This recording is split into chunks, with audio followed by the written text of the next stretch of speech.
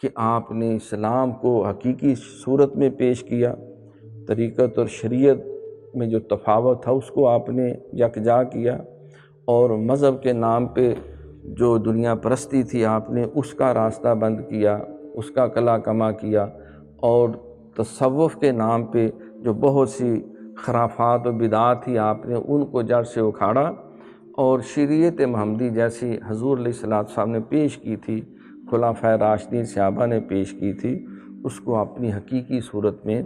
آپ نے پیش بھی کیا، اجاگر بھی کیا، نافذ العمل بھی کروایا، اور وہ سلسلہ جاری و ساری بھی ہوا۔ اسی لیے علامہ نے کہا کہ لا ایک بار پھر وہی بادہ و جام ہے ساقی، کہ ہاتھ آ جائے مجھے میرا مقام ہے ساقی، 300 سال سے ہیں، کیونکہ 300 سال آپ کے وصال کو ہو چکے تھے اس وقت، 300 سال سے ہیں ہند کے میں خانے بند، اب مناسب ہے کہ تیرا فیض ہو عام ہے ساقی۔